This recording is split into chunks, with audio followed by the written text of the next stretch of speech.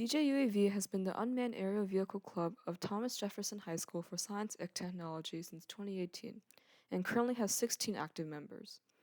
This year's competition team members are Don Cesar, volunteer safety pilot who's worked with the team for 3 years. Krishnan Shankar, member for 4 years, club president, class of 2024. Joshua Pickner, member for 2 years, programming team lead, class of 2024. William Black, member for 3 years, programming team and webmaster, class of 2025. Niels Oliver Deshane, member for 3 years, mechanical team and lead pilot, class of 2025. Evan Cafaro, member for 2 years, mechanical team lead, class of 2026. Arthur Prudius, member for 1 year, electronics lead, class of 2024. Jacob Percy, member for 1 year, mechanical team and payload lead, class of 2027. The team submission to the 2024 SUAS competition is Avalon Mark 11, a fixed-wing electric aircraft. The payload drop mechanism is still in development. The design starts on the plane with 6 spots for the 5 payloads required to be dropped for the competition. Each payload holder has a pin going through a 3D printed backbone, which forms the structure of the payload being dropped. When the plane is above the target, it activates a servo to release the pin from the drop mechanism, causing it to fall. Each payload has a wire connecting it to the plane. As the payload leaves the plane, the wire detaches from the plane, starting a timer circuit. After 2 to 3 seconds, the timer triggers a servo to open a tube containing the parachute, releasing it in time for a safe landing. We plan to have the parachute deploy 40 feet above the ground so as to have just enough time to slow down. By allowing the payload to free fall until parachute release, we can reduce the effective wind on the payload's descent, improving our drop accuracy significantly. After some calculations, the team ascertained that to calculate the position a payload would land in, we would have to very accurately account for air drag. The plane runs a set of calculations, which calculates the displacement a payload experiences when dropped from the plane's altitude, with the initial velocity given by the plane's velocity and the wind direction and speed. It does this for all 360 degrees of velocity vectors, representing the different ways the plane can approach the drop point. The algorithm then finds a suitable place for the drop to be made by making the plane directly approach the point of drop and crossing over it, and then finding the specific time to drop the payload by finding what direction the plane will approach the point in and matching that to a set of calculations found earlier for calculating plane payload displacement, thus finding a way to drop the payload at a time that will cause it to land in the drop area. We have not gotten to testing this system yet, but we plan on conducting tests in the near future with the goal of achieving some drops which hit their target. We believe the delayed deployment and calculations should increase the reliability and accuracy of our drop. Avalon Mark 11 was designed and built to meet the requirements of the SUAS competition. We plan on finishing our mission in flight within 14 minutes to allow for 1 minute of manual takeoff, 12 minutes of autonomous flight, and 1 minute of manual takeover for landing. Avalon Mark 11 cruises at 60 miles per hour, covering as much as 14 miles per flight. For a successful mission, we do not plan on taking a timeout. For the operator's task, we plan on using 5 operators. In addition to the auxiliary operator, safety operator, and GCS operator, we will use an imaging and antenna dish operator to ensure the correct imaging process and the correct orientation of the antenna during flight. For autonomous flight, we have continuously improved our system throughout the year with the addition of more sensors to make it safe and accurate. Avalon Mark 11 is capable of 150 feet radius turns and can roll at an maximum angle of 60 degrees long term. Avalon Mark 11 is our newest submission to the SUAS competition with moderate changes from the Mark 10 we used at SUAS in 2023. The previous design provides a solid backbone for the developments made this year, working towards completing the tasks of the competition as well as improving the general design of the plane. Our aircraft contains 4 distinct sections separated by 3D printed bulkheads and covered with foam panels which slot into each bulkhead. While a single section fuselage was considered, the flexibility and ease of maintenance offered by the compartmentalization was preferred to allow us to easily modify our aircraft for the new competition requirements each year. This section will provide a brief overview of the various sections that comprise our aircraft. The camera compartment, the first one behind the nose cone, contains a gimbal and a camera connected to the electronics bay for target identification. This will be explained in greater depth in the imaging and ODLC section. The next section is the combined landing gear and battery section. We have mounted the two 22 amp hour 6S LiPo series batteries on the landing gear mount, effectively decreasing the amount of overall space required. Significant performance increase from what we had at the 2023 competition. The third section is the payload and wing section, which incorporates a strengthened wing clamp and a balsa sheet with 5 attached drop mechanisms. We have maintained the same wing structures last year as we found that the NACA 4412 airfoil worked best for our aircraft. The last section is the electronics bay, housing all systems for general flight and mission tasks. Some examples of electronics in this section are the PIXOC 6C flight computer, Raspberry Pi 4 imaging computer, RFD 900X telemetry radio, and Ubiquiti Bullet AC Wi-Fi antenna. The eBay houses a 4S 5 amp hour battery used to power all electronics other than the motors and ESC. Avalon Mark 11 uses a Sony a5100 24-megapixel mirrorless camera with a 50mm f1.8 prime lens. This results in a field of view of 26.3 degrees horizontally, giving an 8-inch target around 70 pixels of resolution at our intended flight altitude of 120 feet. Flight testing has demonstrated that this is sufficient to classify targets. The lens is a manual focus and manual aperture lens which will have its aperture stepped down to f8 to ensure sharpness in the image and maximize depth of field, keeping targets in focus regardless of variation in altitude. In order to prevent washing out the colors of the target, the camera will underexpose each image by 2 stops.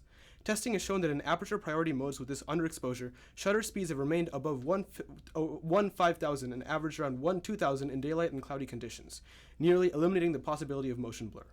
The camera is mounted on a self-stabilizing gimbal which keeps it oriented straight downwards, so the center of the image is the ground location of the aircraft. The camera is currently controlled by a Raspberry Pi to take about 2 images per second.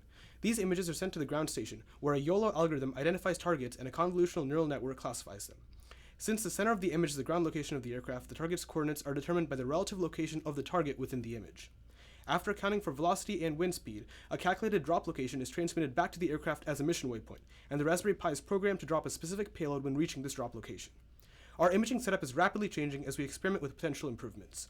For example, we are currently looking to replace our onboard Raspberry Pi with an NVIDIA Jetson Nano, which will allow for onboard image processing, significantly reducing the required network bandwidth. We are also experimenting with a Raspberry Pi high-quality camera, which may provide more consistent imaging results than the current Sony a5100. Avalon Mark 11 uses an RFD 900X as a telemetry link, connecting the PIXOC to our custom-made ground station. This link allows the ground station to upload mission waypoints, monitor flight data like location and attitude, and control crucial operations like flight mode. For manual flight, there are 2 redundant RC receivers on the aircraft to remove signal dead zones around the aircraft. These receivers are connected on the SBus in line of the PIXOC, sending transmitter outputs to the PIXOC when in manual flight. Additionally, this link allows the safety pilot to switch flight modes to auto, return to home, or manual takeover. The primary receiver is the X6R, mounted in the nose of the aircraft, and the secondary receiver is the X8R, mounted in the tail. The transmitter sends signals to both of these receivers on a 2.4 GHz ACC-ST connection. Finally, the aircraft has an Ubiquiti Bullet AC mounted in the rear, operating on a 5 GHz frequency so as to not interfere with the RC receivers. The Bullet is connected to the ground station through a power beam AC, enabling mid-flight transfer of imaging data and allowing the ground station to control camera and capture settings. Through frequent flight testing throughout the year, the team has ensured that the radios perform well at various ranges and conditions. In 19 autonomous flights, the aircraft has never experienced sustained drop connection over a range of 750 meters on either the RFD 900X or the 2 RC receivers, which are the 3 safety-critical radios. The RFD 900X provides throughput of 500 kilobytes per second, which is sufficient for its telemetry and command role, and the Bullet provides a throughput of 40 megabytes per second, adequate for image transfer. Our flight controller provides ranges of 1.5 and 3 kilometers for the front and rear receivers respectively, and the RFD 900X has a range of 20 kilometers, providing ample margin over the competition requirements. Avalon Mark 11 utilizes 3 aluminum spars, one that goes along the entire length of the plane and 2 that support and align the rib and truss wing structure. Our aircraft utilizes laser-cut balsa ribs and trusses for the wing and entire tail assembly. We wrap these parts in DocuLam and use a heat iron to shrink them to the correct size. DocuLam functions identically to Monocoat but is found to be a cheaper alternative. The wing features 2 3D printed ribs that connect to small spar sections that connect to both the ESCs and the motors. The wing includes 2 distinct sections on each side connected with a 3D printed clamp, one for the flap section and one for the aileron section. Our aircraft uses one kind of hex screw with a nylon lock nut to standardize our aircraft design. This shortens assembly time while on the flight line. The majority of our aircraft is made using 3D printed parts. However, we have experimented with manufacturing parts using a water jet. This has increased the structural rigidity of our airframe, preventing key structural parts, such as the landing gear clamp, from failing. We also utilize foam paneling that slots into 3D printed bulkheads to surround each of the 4 component bays on the aircraft and to increase the aerodynamics of our fuselage. Our plane uses an inverted V carbon fiber landing gear structure with a wheel on each side and also includes a Vex Omni wheel in the rear. However, we are considering switching to a bogie-type main landing gear and a non-Omni wheel in the rear. Avalon Mark 11 flies extremely well, and the NACA 4412 airfoil provides a stable flight envelope for all stages of flight. The T-Motor AT7224 190 kV brushless motors are powered by 2 6S 2200 mAh LiPo batteries that connect to 12S 150 amp ESCs. The motors are secured underneath each side of the wing as previously mentioned and use 18 by 10 props. We have performed over 20 flights over the past years, accumulating over 3 hours of total flight time. Avalon Mark 11 uses an onboard Pixhawk 6C flight controller running Autopilot for autonomous flight. The Autopilot can fly the aircraft through waypoints that are inputted into our custom-designed TJUAV ground station. The combination of the Pixhawk flight controller and the TJUAV ground station allows for significant flexibility when flying in autonomous mode. To tune the Pixhawk for autonomous flight, the Pixhawk's PID parameters were tuned using the auto-tune mechanism, which banked and pitched the aircraft roughly 20 times each. This gave the Pixhawk information on how each control surface would change the attitude of the aircraft. The custom TJUAV ground station, taking inspiration from Mission Planner, allows operators to quickly change flight parameters, view image data, and monitor and control the plane during flights. For example, we can view statistics like altitude, attitude, speed, and battery level. We can also arm and disarm the Pixhawk, activate return to home functionality, and add waypoints to the route for airdrop.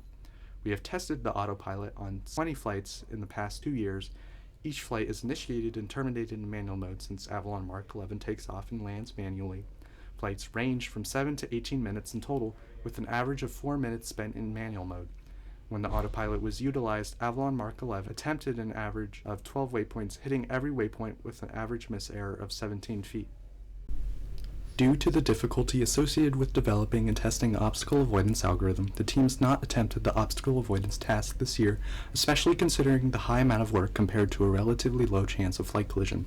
We will keep a watch during the flight for any impending collisions and take manual control if necessary. We have considered a variety of different drop mechanisms for both the system that drops the payloads from the plane and the payload itself. One major problem was the parachute, which would consistently get tangled in our testing, even when dropping it from a building instead of from the plane. Last year, we attempted to implement a parafoil design for the payload to have it guide itself to its destination, but we found there were too many complications from the parachute tangling to do this. This is also part of the reason why we decided against a drogue chute design, where a smaller parachute would drag the main parachute out of a payload some time after the payload dropped, as it picked up speed. The drogue chute would tangle far too easily. Some other previously mentioned design considerations, including the use of bulkheads instead of a single fuselage for modularity, the use of Doculum as an alternative to expensive monocoat for wing surfaces, and the use of aluminum spars over weaker carbon fiber, and the ongoing switch to onboard image processing using a Jetson to lower our bandwidth requirements. During our development of Avalon Mark 11, we identified high safety risks during the construction process. To mitigate these issues, our entire development team was taught machine safety before operating heavy machinery and also informed on how each piece of the aerial system is integrated to prevent validation and verification risks. Also, we made sure any process that may cause fires are to be done outside, and we always wear safety glasses and have a first aid kit and fire extinguisher nearby. Major design changes were discussed and refined before implementation to prevent unfortunate disasters during flight. Our team relied on checklists and pre-flight procedures. For example, we made sure that batteries are fully charged and that all receivers are working to ensure safety during flight. The throttle was cut using multiple redundant physical and electronic safety systems until the plane was on the runway. We also checked our flight plan multiple times to make sure we didn't exit the flight boundary. Finally, all flights were conducted by experienced safety pilot, Mr. Don Scissor, who our team plans to conduct mock missions to practice timing and prepare for a flight on competition day. Our aircraft will take off under manual control before switching to automatic flight to follow the mission waypoints. During this time, our camera system will be taking images continuously to identify targets running our custom CV algorithms. After the detection and geolocation of the targets, we will be able to set a path to allow a drop on the specific target. We have performed numerous full flight missions over the past few years, but have not yet tested a new drop mechanism. When we do test it, we will do so like a mock mission, utilizing a realistic mission timeline. We hope that our aircraft will successfully drop at least 1 out of 5 water balls accurately. Relevant statistics from previous flights are also shown here.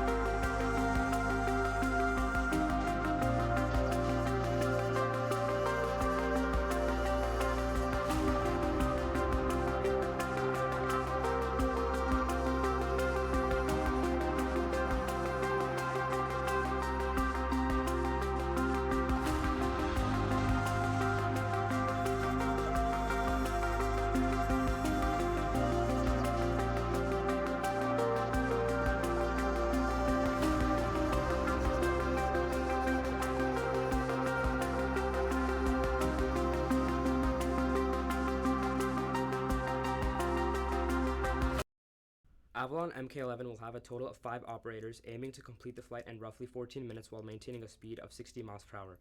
The aircraft demonstrates improved autonomous flight capabilities, manual takeover, and various maneuvers such as a 60-degree bank angle roll and 150 feet radius turns. Avalon Mk11 comprises 4 main sections: camera, landing gear and battery, payload, and electronics bay. Notable features include a self-stabilizing gimbal-mounted Sony A5100 camera, a timer-controlled payload drop mechanism, and robust telemetry and control systems. Notable changes include replacing a Sony mirrorless camera with a Pi cam to reduce weight and cost, and using an NVIDIA Jetson for onboard image processing. During last year's competition, our landing gear mount broke. Since then, every component of our aircraft has been thoroughly inspected and well engineered, and now possesses much more resilience. Furthermore, as a team, we've emphasized the importance of clear communication and following safety regulations. After hosting many flight days, running extensive pre-flight checks, and utilizing unified platforms for team coordination, we believe Avalon Mk11 has significantly improved and is ready for the 2024 SUAS competition.